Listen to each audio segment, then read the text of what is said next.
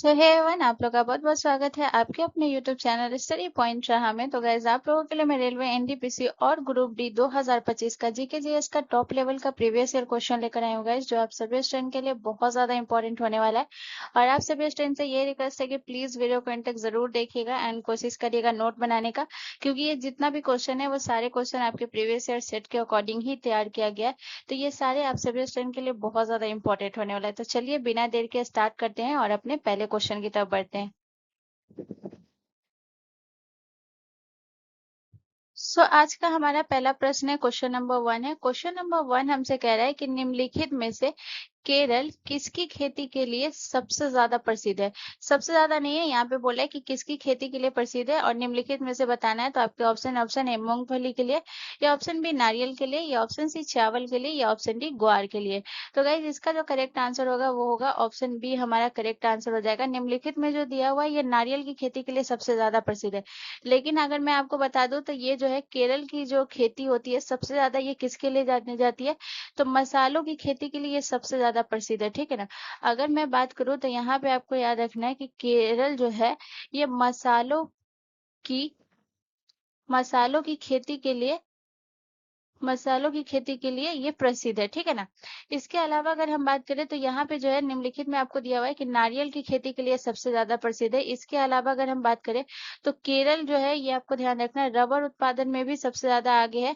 इसके अलावा अगर हम बात करें रबर उत्पादन हो गया। इसके अलावा अगर हम बात करें तो ये जो है कॉफी उत्पादन के लिए भी सबसे ज्यादा केरल प्रसिद्ध है। इसके अलावा अगर हम बात करें तो आपका चाय के लिए भी ये सबसे ज्यादा प्रसिद्ध है। और दूसरा आपको याद रखना है ये सुपारी के लिए भी सबसे ज्यादा प्रसिद्ध है। ठीक है ना। तो ये केरल जो है ये कौन कौन सी इस चीज के लिए सबसे ज्यादा प्रसिद्ध है, ये तो सबसे इंपॉर्टेंट है, ये आपको तो ध्यान रखना है। इसके अलावा मैं केरल से रिलेटेड कुछ इंपॉर्टेंट पॉइंट के बारे में बात करूंगी। जैसे कि अगर मैं केरल से रिलेटेड इंपॉर्टेंट पॉइंट की बात करूं तो यहाँ पे 2-3 पॉइंट लिखाऊंगी। जैसे कि आपको याद रखना है कि केरल की जो है अगर मैं बात करूं कि इसकी जो है प्रमुख भाषा, ठीक है ना, केरल की अगर मैं बात करती हूँ कि सबसे ज्यादा यहाँ की कौन सी भाषा प्रचलित है, केरल की प्रमुख भाषा कौन सी है guys? तो ये आपको ध्यान रखना है। केरल की प्रमुख भाषा है जो कि है मलयालम। ठीक है ना। केरल की प्रमुख भाषा कौन सी है, तो ये है आपकी मलयालम। इसके अलावा अगर हम बात करें तो केरल की जो है राजधानी की अगर मैं बात करूं, केरल की प्रमुख भाषा होगी। उसके बाद दूसरा आपको याद रखना है राजधानी। ठीक है ना।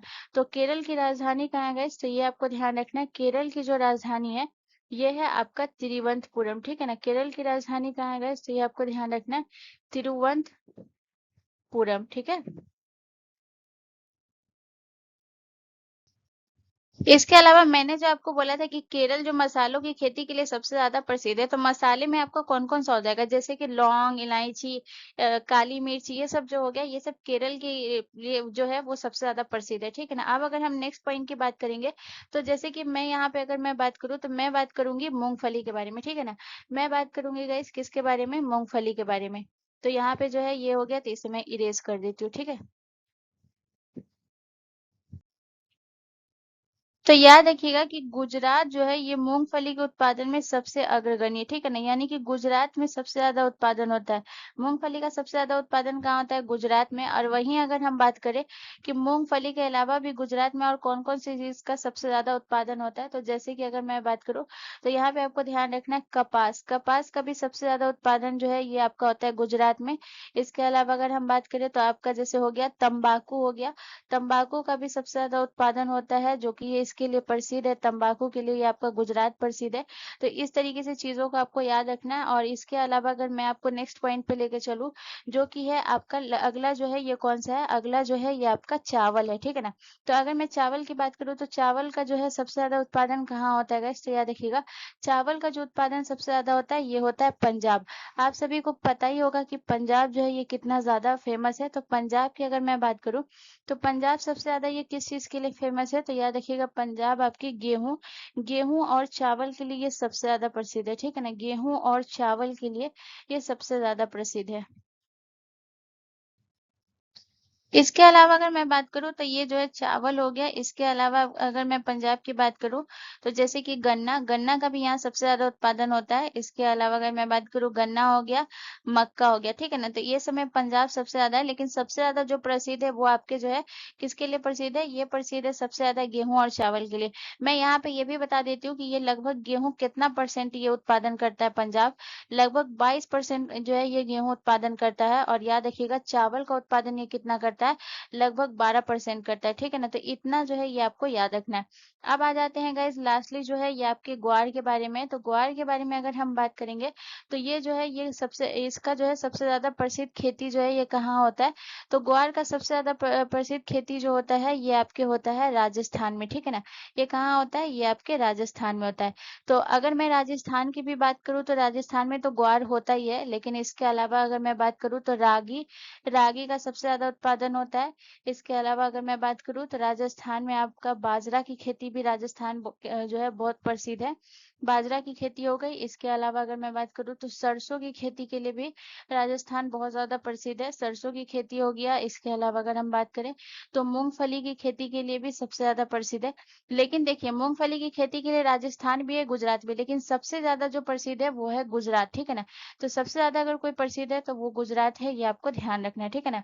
तो यहाँ पे जितने भी रिलेटेड पॉइंट है वो उनको मैंने क्लियर कर दिया है और ये बहुत इंपॉर्टेंट है, इसे नोट जरूर कर लीजिएगा, ठीक है ना? अब चलिए हम अपने नेक्स्ट क्वेश्चन की तरफ चलते हैं।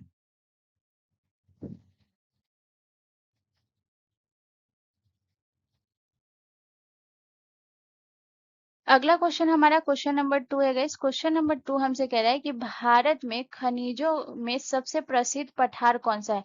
तो भारत में खनिजों में सबसे प्रसिद्ध पठार कौन सा है? छोटा नागपुर का पठार, मैसूर का पठार, दक्कन का पठार या मालवा का पठार? तो गाइस इसका जो करेक्ट आंसर होगा वो हो जाएगा ऑप्शन ए, हमारा करेक्ट आंसर हो जाएगा, ठीक है ना? छोटा नागपुर का पठार जो है ये खनिजों के लिए सबसे ज्यादा प्रसिद्ध है, इसलिए छोटा नागपुर के पठार को क्या कहा जाता है? तो याद रखिएगा भारत का खनिज भंडार किसे कहा जाता है? तो ये आपको ध्यान रखना है, भारत का खनिज भंडार जो कहा जाता है ये छोटा नागपुर के पठार को कहा जाता है, ठीक है ना?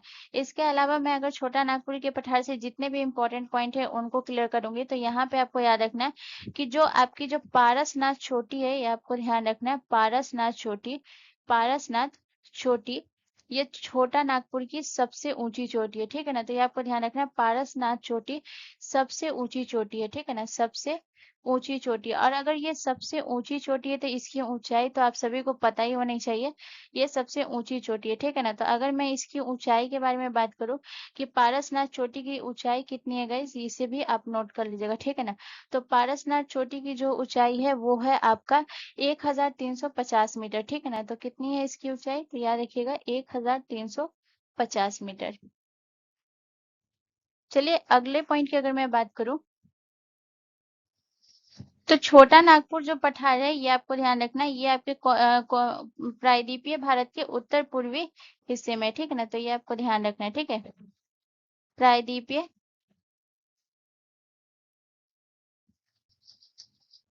तो याद रखिएगा ये जो है आपके प्रायद्वीपीय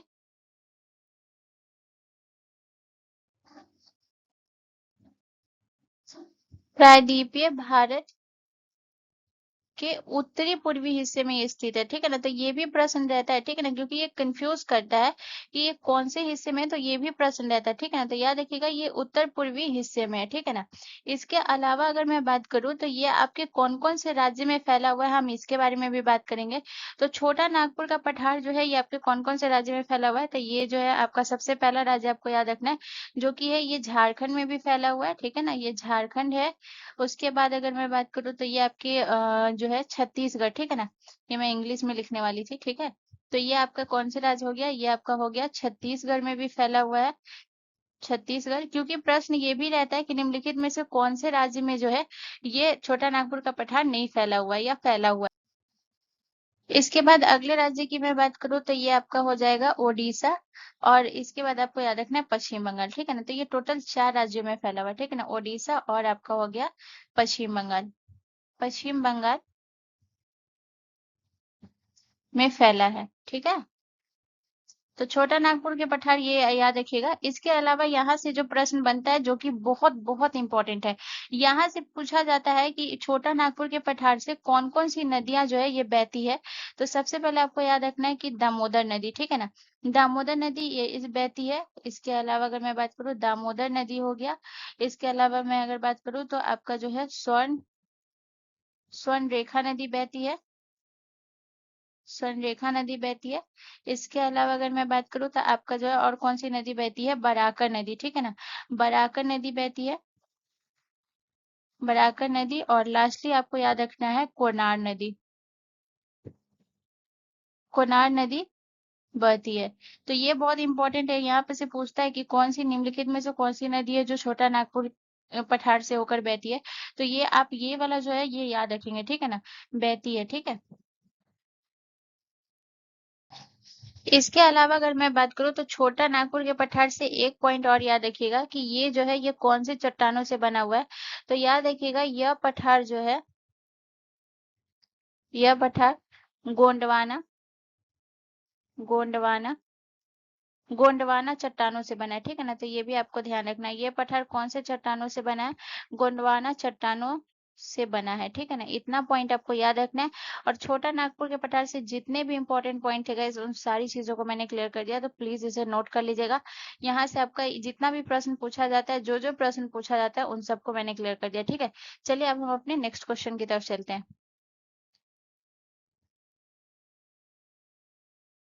अगला क्वेश्चन हमारा क्वेश्चन नंबर 3 है गाइस। क्वेश्चन नंबर 3 हमसे कह रहा है भारत में प्रो कबड्डी लीग की स्थापना किस वर्ष हुई थी। तो आपको बताना है कि भारत में प्रो कबड्डी लीग की स्थापना, ठीक है ना, प्रो कबड्डी लीग की स्थापना कब हुई थी, 2016 में, 2014 में, 2015 में या 2013 में। तो गाइज इसका जो करेक्ट आंसर होगा वो हो जाएगा ऑप्शन बी, हमारा करेक्ट आंसर हो जाएगा। भारत में प्रो कबड्डी लीग की शुरुआत 2014 में हुई थी। तो अब यहाँ से कबड्डी से रिलेटेड जितने भी इंपॉर्टेंट पॉइंट बने हैं उन सबको एक एक करके क्लियर करेंगे। सबसे पहले अगर मैं कबड्डी की बात करूँ तो कबड्डी में खिलाड़ियों की संख्या कितनी होती है, तो ये आपको ध्यान रखना है। अगर मैं बात करती हूँ खिलाड़ियों खिलाड़ियों की संख्या, ठीक है, तो इसमें जो खिलाड़ियों की संख्या होती है वो 7 होती है। खिलाड़ियों की संख्या कितनी होती है, 7 होती है। तो अब हम बात करेंगे कबड्डी के मैदान के बारे में, ठीक है ना। तो याद रखिएगा कबड्डी का जो मैदान होता है वो पुरुष और महिला दोनों का अलग अलग होता है। तो सबसे पहले हम किसके बारे में बात करेंगे, मैदान के बारे में कर रहे हैं, और वो भी हम पुरुष के बारे में करेंगे।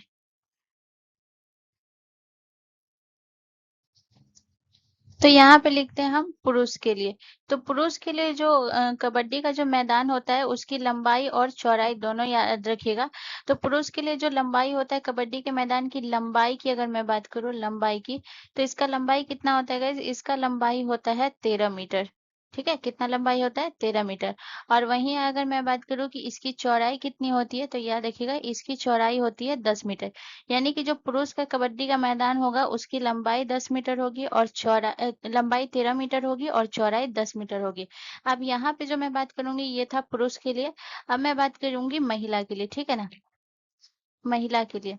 तो महिला के लिए अगर मैं बात करूँ तो ये आपको ध्यान रखना है, महिला के लिए कितना होगा, तो महिला के लिए जो इसकी लंबाई हो जाएगी, लंबाई, ठीक है, तो महिला के लिए इसकी लंबाई कितनी है, 12 मीटर, ठीक है, लंबाई कितनी रहेगी, 12 मीटर।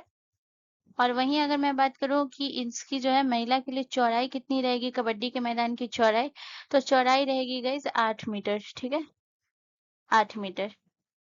तो ये हो गया मैदान के बारे में, मैंने महिला और पुरुष दोनों को क्लियर कर दिया है। अब मैं यहाँ पे जो बात करूंगी वो मैं बात करूंगी किसके बारे में, कबड्डी को एशियाई खेलों में कब सम्मिलित किया गया, तो ये आपको ध्यान रखना है 1990 में, ठीक है, ये आपको ध्यान रखना है 1990 में कबड्डी को, 1990 में कबड्डी को एशियाई खेलों में आधिकारिक तौर से सम्मिलित किया गया। एशियाई यानी एशियन गेम्स में, एशियाई खेलों में शामिल किया गया, ठीक है। तो ये हो गया। आप जो है यहाँ पे ये भी आप याद रखिएगा, ये बहुत इंपॉर्टेंट है, ठीक है ना, शामिल किया गया इसके अलावा अगर मैं बात करूँ तो आपको कबड्डी से रिलेटेड एक और पॉइंट याद रखना है, जो कि ये है मैदान के बारे में। अब हम बात करेंगे कबड्डी के अवधि के बारे में, ठीक है ना? तो इसमें भी अगर मैं अवधि की अगर मैं बात करूँ तो इसमें भी जो है वो अलग-अलग है। जैसे कि महिला और पुरुष की जो है खेल की अवधि जो है वो अलग-अलग है। तो सबसे पहले मैं यहाँ पे अगर मैं बात करूँ तो मैं बात करती हूँ पुरुष के लिए, ठीक है? तो पुरुष के लिए जो है ये कितना टाइम लगता है, यानी कि इसकी अवधि कितनी है, तो इसकी अवधि है 40 मिनट, ठीक है। पुरुष को टोटल टाइम कितना मिलता है, 40 मिनट का। जिसमें से मैं अगर बात करूँ ये 40 मिनट मिलता है, 20 मिनट का हाफ हाफ चलता है, ठीक है ना? 20 मिनट का इसका हाफ हाफ चलेगा और 5 मिनट का जो मिलता है वो क्या मिलता है, 5 मिनट का जो मिलता है वो ब्रेक मिलता है। तो ये हो गया आपके पुरुष के बारे में। अब हम बात करेंगे महिला के बारे में। तो महिला में जो है वो कबड्डी के खेल की जो है वो अवधि कितनी देर की होती है, तो गाइस तो याद रखिएगा, महिला में कबड्डी के खेल की अवधि होती है वो होता है 30 मिनट, ठीक है ना? महिला में कितना देर का होता है, 30 मिनट का। 30 मिनट की अगर मैं बात करूँ, अगर ब्रेक लेकर अगर अवधि की मैं बात करूंगी तो टोटल 45 मिनट हो जाएगा, ठीक है ना? अगर मैं ब्रेक लेकर बात करूंगी तो 45 मिनट। 30 मिनट में भी इसमें 15-15 का हाफ हाफ होता है, यानी 15-15 का हाफ होता है, और इसको भी जो है 5 मिनट का क्या मिलता है, ब्रेक मिलता है। तो इसको भी अगर मैं ब्रेक के साथ सम्मिलित करूंगी तो टोटल 35 मिनट हो जाएगा, ठीक है? तो कबड्डी से रिलेटेड आपको इतना पॉइंट याद रखना है। और चलिए अब हम नेक्स्ट क्वेश्चन की तरफ चलते हैं।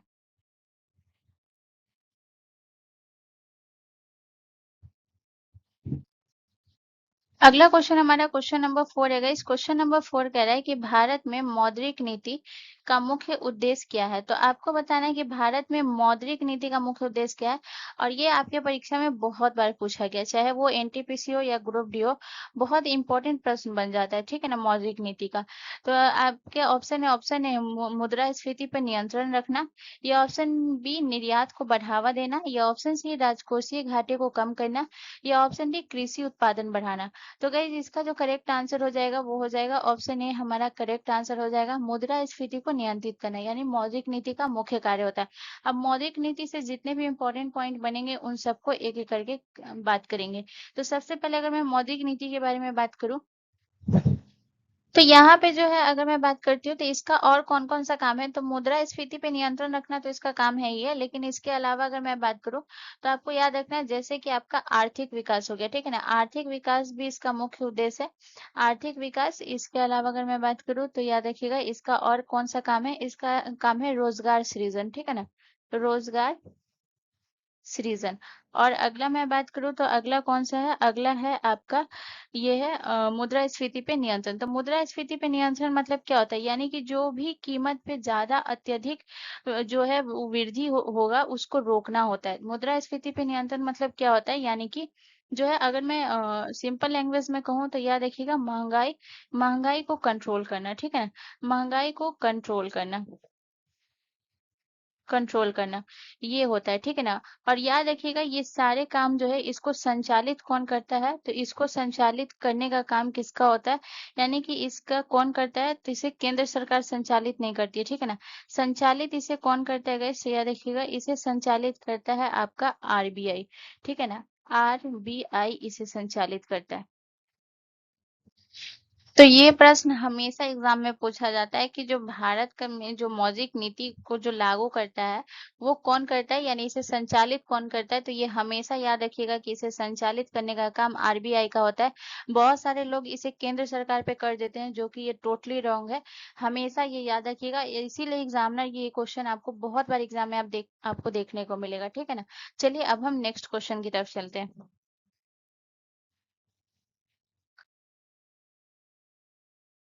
अगला क्वेश्चन हमारा क्वेश्चन नंबर 5 है गाइस। क्वेश्चन नंबर 5 कह रहा है कि सार्वजनिक उपक्रम समिति का गठन किस वर्ष हुआ था? तो सार्वजनिक उपक्रम समिति का गठन हुआ था आपका 1964 में, ठीक है ना? ऑप्शन बी हमारा करेक्ट आंसर हो जाएगा। सार्वजनिक उपक्रम समिति आपका हो गया कमिटी ऑन पब्लिक अंडरटेकिंग, हो गया ये आपका। उसके अलावा अगर मैं इससे रिलेटेड जितने भी इंपॉर्टेंट पॉइंट बनते हैं उन सबको क्लियर करेंगे, तो सबसे पहले यहाँ पे प्रश्न ये बनता है कि जो सार्वजनिक उपक्रम समिति के गठन जो हुआ था ये कौन सी समिति की सिफारिश पे हुआ था, तो ये आपको याद रखना है, ठीक है ना? तो याद रखिएगा वीके कृष्ण मेनन की समिति पे, वीके कृष्ण मेनन की समिति के सिफारिश पर, ठीक है ना, इसका गठन किया गया था सिफारिश पर। इसके अलावा अगर हम बात करें तो इसका जो है ये काम क्या होता है, तो यहाँ पे जो है मैं इसका कार्य लिखा देती हूँ, ठीक है ना, तो ये भी आपको याद रखना है। तो इस समिति का कार्य क्या है गाइस, तो जितने भी सार्वजनिक उपक्रम जो उपक्रम की रिपोर्ट है उसका और खातों की समीक्षा करना, तो ये आपको याद रखना है, ठीक है ना। सार्वजनिक सार्वजनिक सार्वजनिक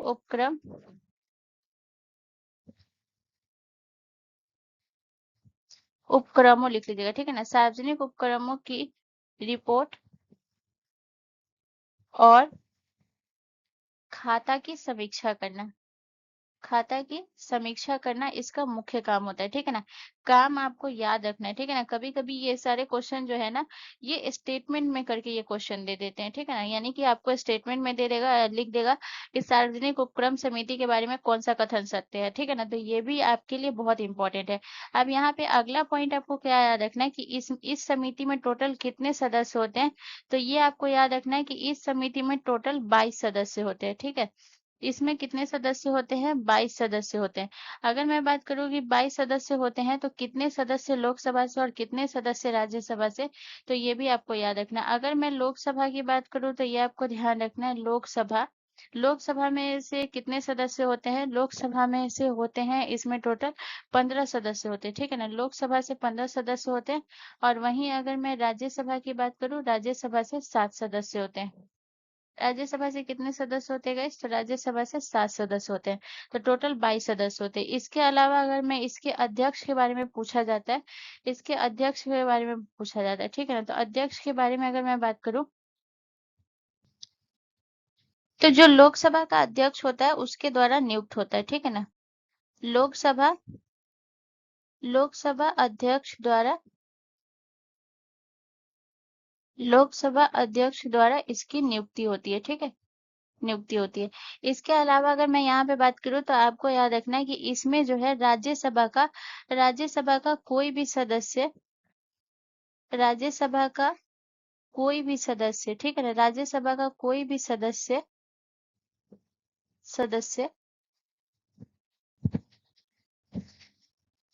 अध्यक्ष नहीं बन सकता, ठीक है ना, ये आपको याद रखना है। इसमें लोकसभा और राज्यसभा के सदस्य तो होते हैं लेकिन राज्यसभा का कोई भी सदस्य अध्यक्ष नहीं बन सकता है, ये पॉइंट आपको याद रखना है, ठीक है ना, नहीं बन सकता है। तो ये आपको इतना पॉइंट याद रखना है, ठीक है। चलिए अब हम अपने नेक्स्ट क्वेश्चन की तरफ चलते हैं।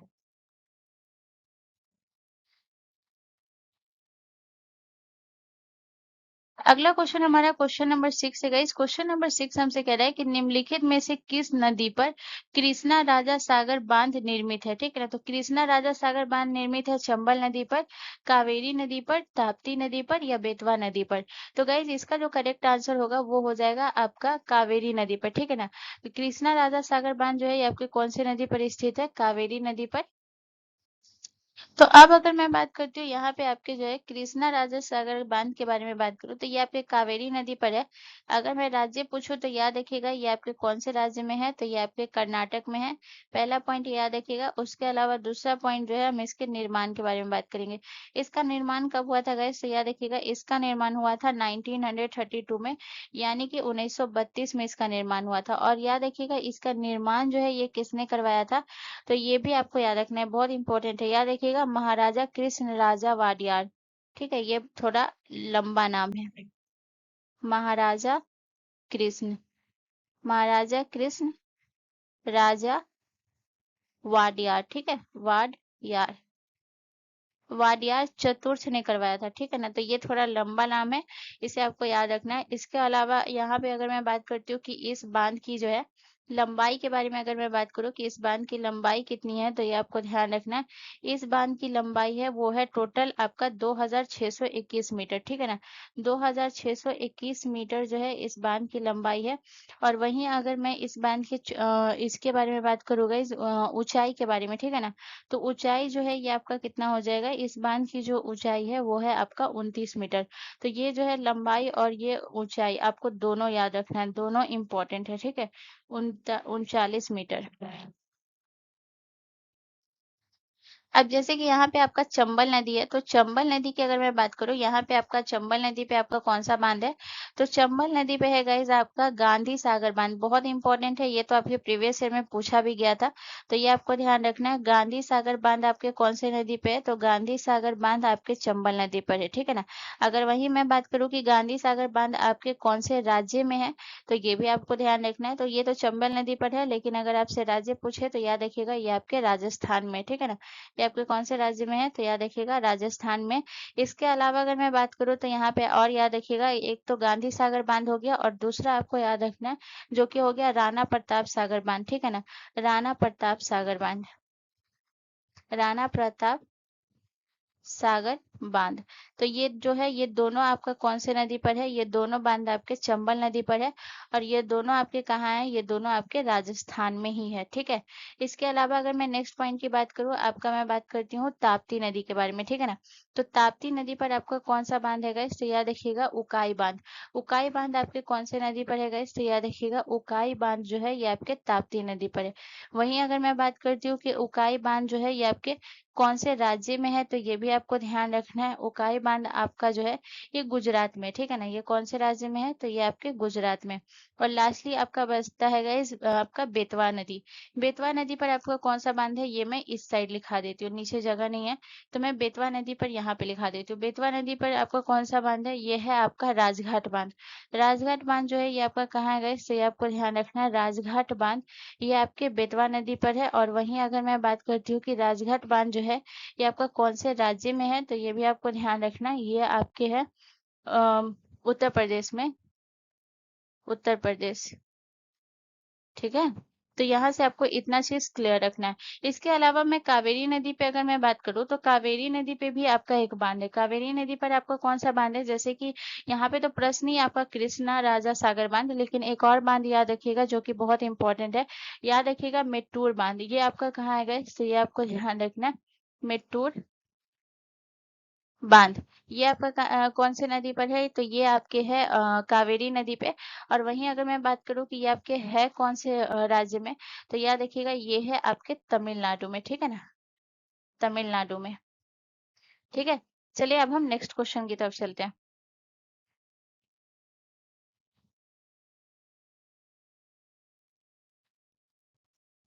अगला क्वेश्चन हमारा क्वेश्चन नंबर 7 है गाइस। क्वेश्चन नंबर 7 कह रहा है कि पंचायती राज प्रणाली से संबंधित कौन सी अनुसूची है? तो पंचायती राज प्रणाली से संबंधित 11वीं अनुसूची है, 12वीं अनुसूची, 10वीं अनुसूची या 5वीं अनुसूची? तो गाइस इसका जो करेक्ट आंसर हो जाएगा वो हो जाएगा हमारा ऑप्शन ए हमारा करेक्ट आंसर हो जाएगा। अगर मैं 11वीं सूची की बात करूँ, तो सबसे पहले अगर मैं अनुसूची की मैं बात करती हूँ, तो जो पहले था वो टोटल 8 अनुसूची थी, लेकिन अगर मैं वर्तमान की अगर मैं बात करूँ, वर्तमान में कितनी अनुसूची है? तो याद रखिएगा वर्तमान में टोटल 12 अनुसूची है, ठीक है ना? कितनी अनुसूची है? वर्तमान में टोटल 12 अनुसूची है। तो अब यहाँ से अगर मैं इंपॉर्टेंट पॉइंट की बात करूँ, तो 11वीं अनुसूची जो है तो इसे जोड़ा गया होगा। तो याद रखिएगा 11वीं अनुसूची जो है ये आपके पंचायती राज से तो संबंधित है, लेकिन इसे कब जोड़ा गया? तो याद रखिएगा 73वां संविधान संशोधन के तहत, ठीक है ना? 73वां 73वां संविधान संशोधन के तहत इसे जोड़ा गया। और 73वां संविधान संशोधन आपका कब हुआ? 73वां संविधान संशोधन आपका 1992 में 1992 में जोड़ा गया, ठीक है? जोड़ा गया। इसके अलावा अगर मैं बात करूँ, तो आपको याद रखना है कि इसमें जो है पंचायती राज में जो है यह आपका टोटल कितना विषय है, ठीक है ना? तो याद रखिएगा यहाँ पे आपको याद रखना है कि टोटल 29 विषय हैं आपके पंचायती राज में, ठीक है ना? 29 विषय हैं पंचायती राज में। मैं यहाँ पे ये लिख देती हूँ कि अगर मैं सीधा 29 विषय लिख देती ना, तो आपको लगता है क्या कि मैं 5वीं अनुसूची के बारे में लिखी हूँ, ठीक है ना? तो आपको दिक्कत होता नोट बनाने में। 29 विषय है पंचायती राज प्रणाली में, इसलिए मैं इसे पूरा क्लियरली लिख देती हूँ, ताकि आप लोगों को नोट जब बनाए तो आपको वहां पे कंफ्यूजन ना हो कि मैंने यहाँ पे लिखाया क्या था, ठीक है ना? इसके अलावा अगर मैं बात करूँ, आपका जो है 12वीं अनुसूची आपके नगर पालिका से संबंधित है, ठीक है ना? ये आपके किससे संबंधित है गाइस? याद रखिएगा नगर पालिका से संबंधित है। उसके अलावा अगला आपका जो है ये कौन सा है? ये है आपका 10वीं अनुसूची। 10वीं अनुसूची आपकी किससे संबंधित है गाइस? तो याद रखिएगा 10वीं अनुसूची जो है ये आपके दल बदल विरोधी कानून से संबंधित है, ठीक है ना? दल बदल दल बदल विरोधी कानून से संबंधित है। इसके अलावा जो है लास्ट आपका कौन सा बचता है, आपका 5वीं अनुसूची। 5वीं अनुसूची जो है ये आपके किससे संबंधित है गाइस, तो ये आपको ध्यान रखना है। 5वीं अनुसूची जो संबंधित है ये है आपके जनजाति, अनुसूचित जनजाति से। अनुसूचित अनुसूचित जनजाति से, ठीक है। चलिए अब हम नेक्स्ट क्वेश्चन की तरफ चलते हैं।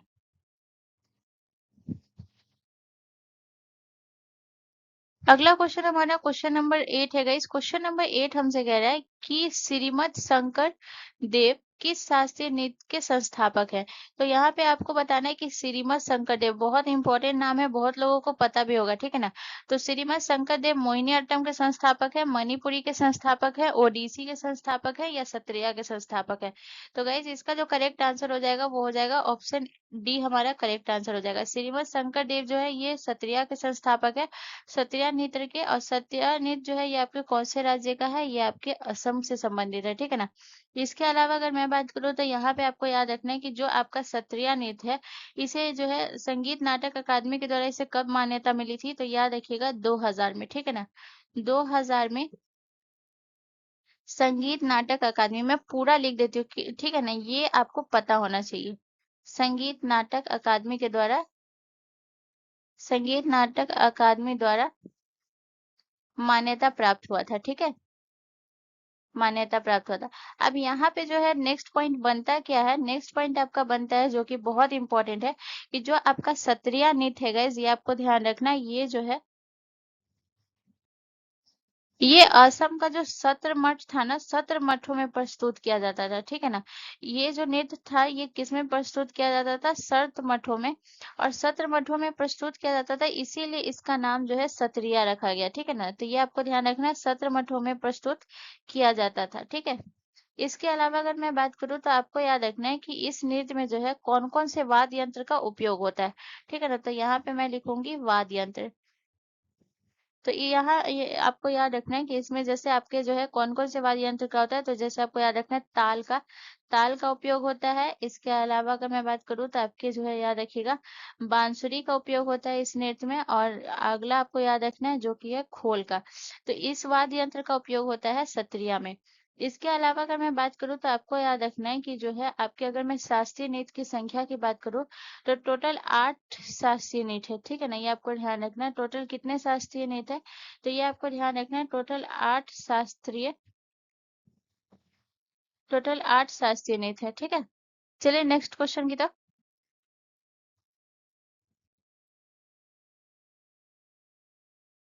अगला क्वेश्चन हमारा क्वेश्चन नंबर 9 है गाइस। क्वेश्चन नंबर 9 हमसे कह रहा है कि तापमान परिवर्तन को विद्युत संकेतों में बदलने के लिए किस उपकरण का उपयोग किया जाता है। तो आपके ऑप्शन है स्पेक्ट्रोस्कोप का, मीटर स्केल का, साइक्लोट्रॉन का या थर्मोकपल का। तो गाइस इसका जो करेक्ट आंसर हो जाएगा वो हो जाएगा ऑप्शन हमारा डी, करेक्ट आंसर हो जाएगा। वहीं अगर मैं मीटर स्केल की बात करूँ गाइस तो याद रखिएगा लंबाई मापने के लिए किसका उपयोग किया जाता है, तो ये आपको ध्यान रखना है लंबाई मापने के लिए जो किया जाता है वो किया जाता है मीटर स्केल का, ठीक है ना। और वहीं अगर मैं बात करती हूँ साइक्लोट्रॉन की, अगर मैं बात करूँ तो इनमें आवेशित कणों को तेज करने के लिए, ठीक है ना। तो ये आपको ध्यान रखना है आवेशित कणों को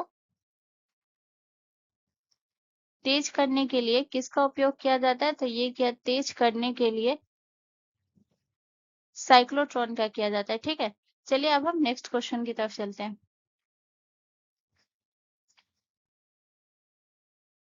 क्वेश्चन हमारा क्वेश्चन नंबर 10 है गाइस। क्वेश्चन नंबर 10 हमसे कह रहा है कि निम्नलिखित में से कौन एक अप्रत्यक्ष कर है, ठीक है ना। तो आपको बताना है कि कौन सा एक अप्रत्यक्ष कर है। तो आपके ऑप्शन है पूंजीगत लाभ कर या कस्टम ड्यूटी कर या ऑप्शन सी आयकर कर या कॉर्पोरेट टैक्स।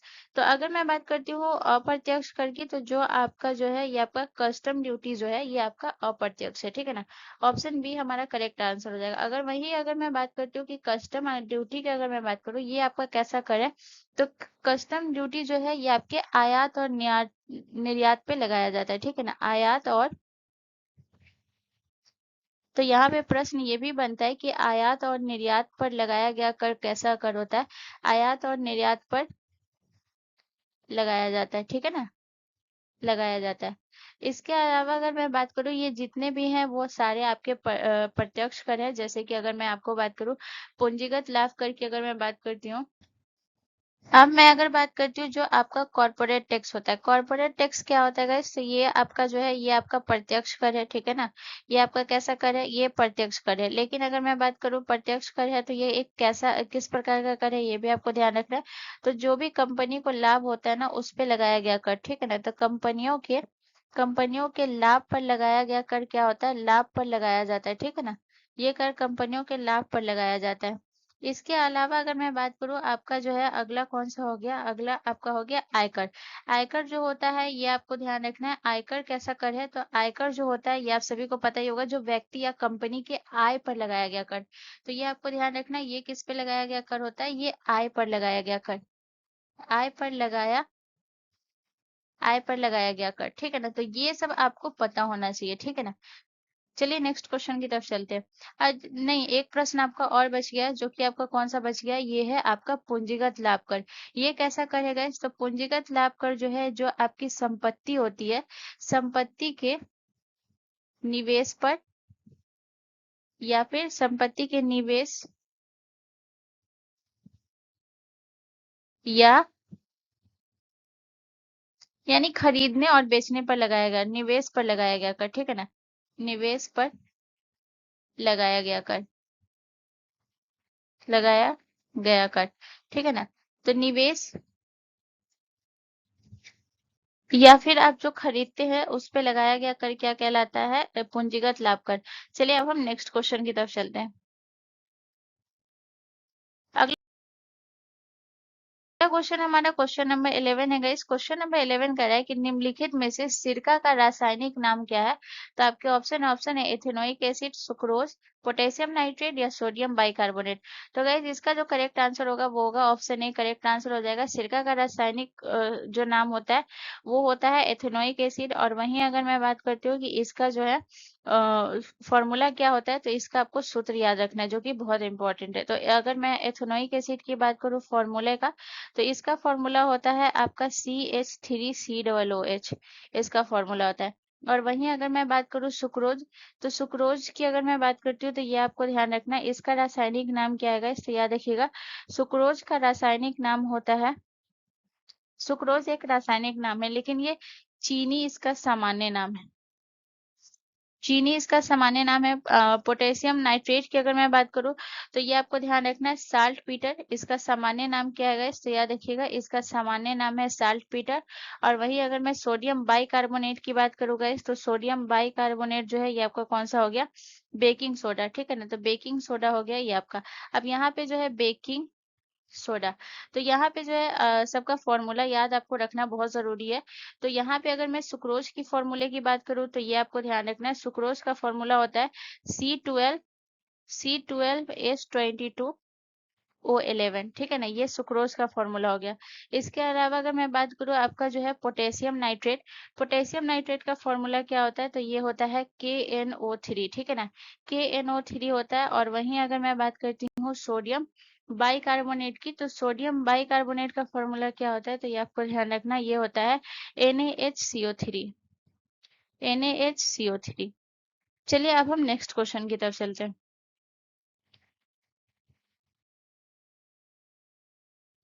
अगला क्वेश्चन हमारा क्वेश्चन नंबर 12 है गाइस। क्वेश्चन नंबर 12 कह रहा है कि भारत में कितने शास्त्रीय भाषा को मान्यता प्राप्त है? तो इसका करेक्ट आंसर होगा ऑप्शन सी, यानी भारत में टोटल 11 शास्त्रीय भाषा को मान्यता प्राप्त है। यही अगर मैं बात करूं तो ये आपको ध्यान रखना है कि जैसे कि पहले बहुत लोग बोलेंगे कि 6 ही प्राप्त है, लेकिन 2024 में भी कुछ भाषाओं को मान्यता प्राप्त हुआ। तो अब 11 भाषा कौन कौन सी है और उन्हें मान्यता कब प्राप्त हुआ है, इसे हम ध्यान रखेंगे, ठीक है ना। ये बहुत इंपॉर्टेंट है। तो याद रखिएगा, जैसे कि अगर मैं बात करूँ, पहले जो 6 शास्त्रीय भाषा को शामिल किया गया था वो याद रखिएगा, ठीक है ना। तो तमिल, तमिल को कब किया गया था? तमिल भाषा को किया गया था 2004 में शामिल किया गया था। इसके अलावा अगर मैं बात करूँ तो पहले मैं आपको भाषा लिखा देती हूँ, ठीक है ना। आपका तमिल हो गया। इसके अलावा अगर मैं बात करूँ तो आपका संस्कृत हो गया। इसके अलावा जो है तीसरा आपका कौन सा भाषा था? ये सब जो 6 भाषा में उन लोग वो भाषा लिखा रही हूँ जो पहले किया गया है, ठीक है ना। जो आप लोगों बहुत सारे लोगों को 6 ही पता होगा जिसका आंसर। उसके अलावा अगर मैं बात करूँ तो आपका जो है कन्नड़ भाषा हो गया। इसके अलावा 5वां आपका कौन-सा भाषा हो गया? मलयालम, मलयालम।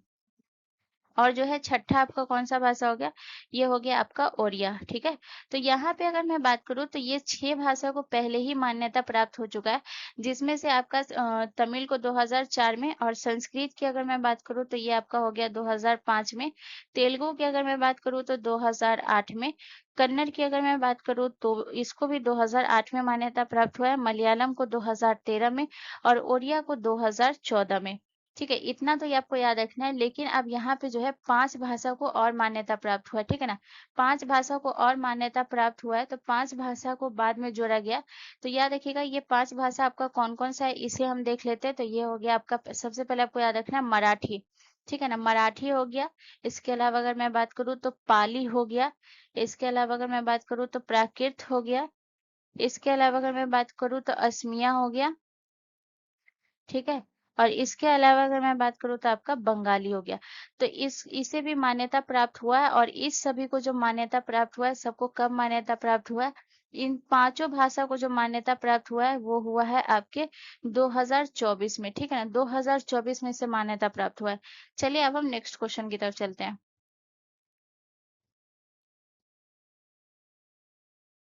अगला क्वेश्चन हमारा क्वेश्चन नंबर 13 है गाइस। क्वेश्चन नंबर 13 हमसे कह रहा है कि बृहस्पति ग्रह का कौन सा उपग्रह क्रेटर से भरा हुआ है? तो कौन सा उपग्रह है जो क्रेटर से भरा है? तो आपका ऑप्शन हो जाएगा गाइस कैलिस्टो। ऑप्शन डी हमारा करेक्ट आंसर हो जाएगा। कैलिस्टो जो है ये क्रेटर से भरा हुआ है। अगर मैं बात करूं बृहस्पति के जो है बहुत सारे ग्रह है, लेकिन जो है 4 सबसे प्रसिद्ध ग्रह है, ठीक है ना? ये आपको ध्यान रखना है। 4 प्रसिद्ध ग्रह है। अगर मैं इस 4 प्रसिद्ध ग्रह की बात करूं जो कि एग्जाम में पूछा जाता है, तो पहला हो गया आपका, ये हो गया एआईओ, दूसरा यूरोपा, तीसरा गैनीमेड और चौथा कॉलेस्टा। अगर मैं बात करती हूँ तो यहाँ पे अगर गैनीमेड जो है ये आपको ध्यान रखना है। सौर मंडल का सबसे बड़ा उपग्रह कौन सा है? तो याद रखिएगा सौर मंडल का सबसे बड़ा उपग्रह है, ठीक है ना? सबसे बड़ा उपग्रह है। और याद रखिएगा ये सौर मंडल के साथ साथ जो है ये बृहस्पति का भी सबसे बड़ा उपग्रह है, ठीक है ना? ये बृहस्पति का भी सबसे बड़ा उपग्रह है। बृहस्पति का बृहस्पति का भी ये सबसे बड़ा उपग्रह है, ठीक है ना? ये भी आपको ध्यान रखना है। तो चलिए अब हम नेक्स्ट क्वेश्चन की तरफ चलते हैं।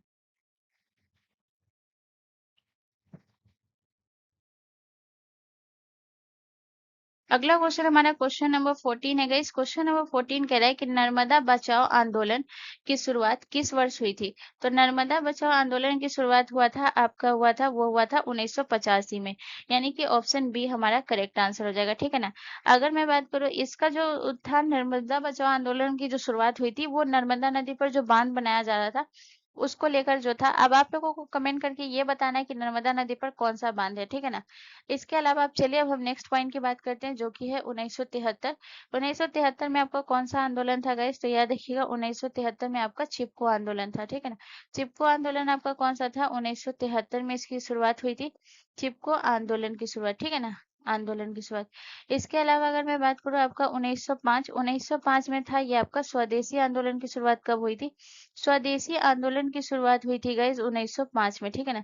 स्वदेशी आंदोलन की शुरुआत हुई थी 1905 में, और 1930 में जो हुआ था वो हुआ था आपका कौन से आंदोलन की शुरुआत हुई थी? तो याद रखिएगा सविनय अवज्ञा आंदोलन की, ठीक है ना? तो ये आपको ध्यान रखना है, सविनय सविनय अवज्ञा आंदोलन, ठीक है। अब यहाँ पे जो है सबसे इम्पोर्टेंट प्रश्न ये पूछा जाता है कि जो आपका नर्मदा बचाओ आंदोलन था इसके प्रमुख नेता, ठीक है ना? तो ये आपको ध्यान रखना। अगर मैं बात करूँ नर्मदा बचाओ आंदोलन के प्रमुख नेता कौन थे, तो याद रखिएगा प्रमुख नेता थे आपके मेघा पाटकर। कौन थे गाइस? तो याद रखिएगा मेघा पाटकर। और एक और नाम याद रखिएगा, एक और कौन थे? बाबा आमटे, ठीक है ना? बाबा आमटे। तो ये आपको याद रखना है, ठीक है। चलिए अब हम नेक्स्ट क्वेश्चन की तरफ चलते हैं।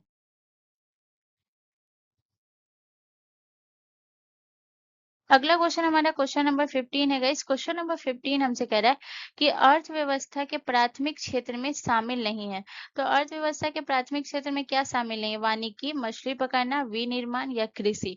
तो गाइस वानिकी आपका कौन सा हो गया? फॉरेस्ट्री हो गया, ठीक है ना। वानिकी वानिकी आपका क्या हो गया? फॉरेस्ट्री हो गया। और विनिर्माण जो है ये आपका क्या हो गया? मैन्युफैक्चरिंग हो गया, ठीक है ना। ये आपका क्या हो गया? मैन्युफैक्चरिंग।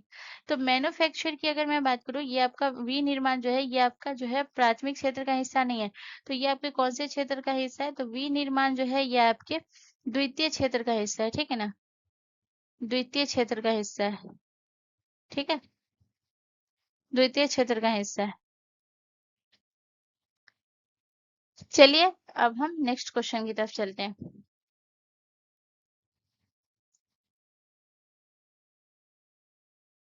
अगला क्वेश्चन हमारा क्वेश्चन नंबर 16 है गाइस। क्वेश्चन नंबर 16 कह रहा है कि केंद्रीय चमड़ा अनुसंधान संस्थान कहाँ स्थित है? तो केंद्रीय चमड़ा अनुसंधान संस्थान जो है ये आपके कर्नाटक में स्थित है, या फिर आपके नई दिल्ली में, या फिर चेन्नई में, या फिर महाराष्ट्र में। तो गाइस इसका जो करेक्ट आंसर होगा वो हो जाएगा ऑप्शन सी हमारा करेक्ट हो जाएगा। ये चेन्नई में स्थित है, ठीक है ना। अगर मैं बात करती हूँ कि जो आपका चमड़ा अनुसंधान है जिसे हम सेंट्रल लेदर रिसर्च इंस्टीट्यूट के नाम से जानते हैं, इसकी स्थापना की अगर मैं बात करूँ, इसकी स्थापना कब हुई थी? तो ये आपको ध्यान रखना, इसकी स्थापना हुआ था, वो हुआ था आपका 1948 में, ठीक है ना। 1948 में इसकी स्थापना हुई थी, ये आपको याद रखना है। और जो है चेन्नई आपका कहाँ पड़ता है? तो चेन्नई आपके तमिलनाडु में पड़ता है, ठीक है ना। ये आपका कहाँ पड़ता है? तमिलनाडु में। तो ये हो गया, आपको इतना पॉइंट याद रखना है। अब हम बात करते हैं कर्नाटक। कर्नाटक में आपका कौन सा अनुसंधान है? तो ये आपको ध्यान रखना है। कर्नाटक में है आपका भारतीय अंतरिक्ष अनुसंधान, ठीक है ना। भारतीय तो भारतीय अंतरिक्ष अनुसंधान आपका कहाँ है गाइस? ये आपको ध्यान रखना है। भारतीय अंतरिक्ष अनुसंधान जो है ये आपका कर्नाटक यानी कि बंगलुरु में है, ठीक है ना। कर्नाटक के बंगलुरु में। इसके अलावा अगर मैं आपका जो है नई दिल्ली की अगर मैं बात करूँ तो याद रखिएगा, नई दिल्ली की अगर मैं बात करूँ तो भारतीय कृषि अनुसंधान, ठीक है ना। तो भारतीय कृषि अनुसंधान कहाँ है गाइस? ये आपको ध्यान रखना है। भारतीय कृषि अनुसंधान जो है ये आपका नई दिल्ली में, ठीक है ना। उसके अलावा अगर मैं बात करूँ, अगला पॉइंट आपका कौन सा है? ये है आपका महाराष्ट्र। महाराष्ट्र में आपका कौन सा अनुसंधान है गाइस? याद रखिएगा, महाराष्ट्र में आपका भाभा भाभा परमाणु अनुसंधान, भाभा परमाणु अनुसंधान। ये आपका कहाँ है गाइस? याद रखिएगा, ये आपके महाराष्ट्र में। चलिए अब हम नेक्स्ट क्वेश्चन की तरफ चलते हैं।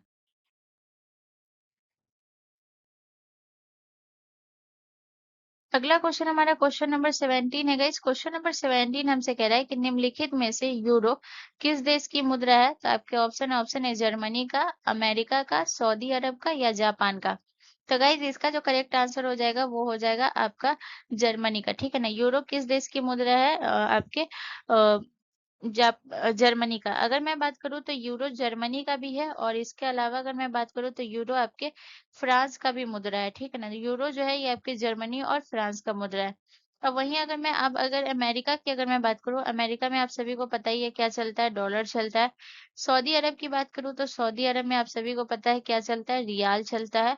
और वहीं अगर मैं जापान की बात करूँ तो जापान में आपका येन मुद्रा चलता है, ठीक है।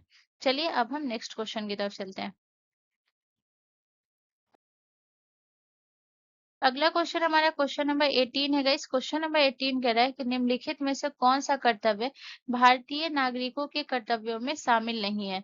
तो भारतीय नागरिकों के कर्तव्यों में शामिल कौन सा नहीं है? तो राष्ट्रीय पर्यावरण की सुरक्षा एवं इसमें सुधार करना, या सत्तारूढ़ राजनीतिक दल का समर्थन करना, देश की सुरक्षा करना और आवश्यक होने पर देश सेवा के लिए प्रस्तुत होना, या सार्वजनिक संपत्ति की सुरक्षा व हिंसा का परित्याग करना। तो गाइस सत्तारूढ़ राजनीतिक दल का समर्थन करना ये मौलिक कर्तव्यों में शामिल नहीं है। ऑप्शन बी हमारा करेक्ट हो जाएगा, ठीक है। मौलिक कर्तव्य की अगर मैं बात करूँ तो ये आपको बहुत इंपॉर्टेंट है। अगर मैं बात करती हूँ तो सबसे पहले इसके अनुच्छेद की बात करती हूँ, ठीक है ना। मौलिक कर्तव्य के अनुच्छेद की अगर मैं बात करूँ, ये कौन से है? तो 51 के ए में है आपका मौलिक कर्तव्य। उसके अलावा अगर मैं बात करूँ तो इसे जो है जोड़ा गया था 1976 के 42वें संविधान संशोधन द्वारा। 42वें संविधान संशोधन द्वारा इसे जोड़ा गया, ठीक है ना। संशोधन द्वारा जोड़ा गया। इसके अलावा अगर मैं बात करूँ कौन सी समिति की सिफारिश पे, तो पहला अनुच्छेद हो गया, दूसरा आपका 1976, तीसरा याद रखिएगा कौन सी समिति की सिफारिश पे? तो स्वर्ण स्वर्ण की सिफारिश पे, ठीक है ना। स्वर्ण समिति के सिफारिश पे, ठीक है। समिति की सिफारिश पे मौलिक कर्तव्य को जोड़ा गया। तो यहाँ पे जो है ये आपको याद रखना है। उसके अलावा अगर मैं बात करूँ मौलिक कर्तव्य आपके कौन से संविधान से प्रेरित है गाइस, तो याद रखिएगा ये है आपके सोवियत संघ से इसे लिया गया है, ठीक है ना। मौलिक कर्तव्य को कहाँ से लिया गया गाइस, तो याद रखिएगा इसे सोवियत संघ से लिया गया इसे, ठीक है। चलिए अब हम नेक्स्ट क्वेश्चन की तरफ चलते हैं। अगला क्वेश्चन हमारा क्वेश्चन नंबर 19 है गाइस। क्वेश्चन नंबर 19 कह रहा है कि निम्नलिखित में से वृक्षों और झाड़ियों का अध्ययन का संबंध किससे है, तो पॉल्मोलॉजी से, डेंड्रोलॉजी से, एंथ्रोलॉजी से या हिस्टोलॉजी से। तो गाइस इसका जो करेक्ट आंसर हो जाएगा वो हो जाएगा ऑप्शन बी हमारा करेक्ट आंसर हो जाएगा।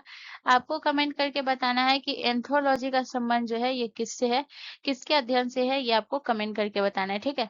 चलिए अब हम नेक्स्ट क्वेश्चन की तरफ चलते हैं।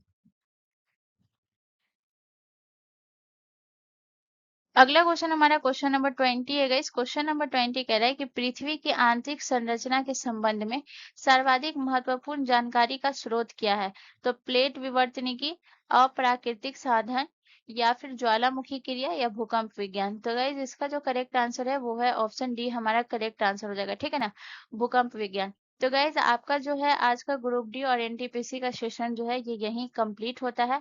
यहाँ से रिलेटेड अगर आपको कोई भी कंफ्यूजन, कोई भी दिक्कत है तो आप मुझे कमेंट करके ज़रूर पूछिएगा, मैं उसका ज़रूर रिप्लाई करूंगी। जो भी आपके प्रश्न बनते हैं वो आप कमेंट करना ना भूलें, ठीक है। तो होपफुली गाइज अगर आप लोगों को ये वीडियो थोड़ा सा भी इंफॉर्मेटिव था आप सभी के लिए, तो प्लीज़ चैनल को ज़रूर सब्सक्राइब कर लीजिएगा एंड बेल आइकन पर ज़रूर क्लिक कर लीजिएगा। मिलते हैं नेक्स्ट वीडियो में गाइज, जय हिंद।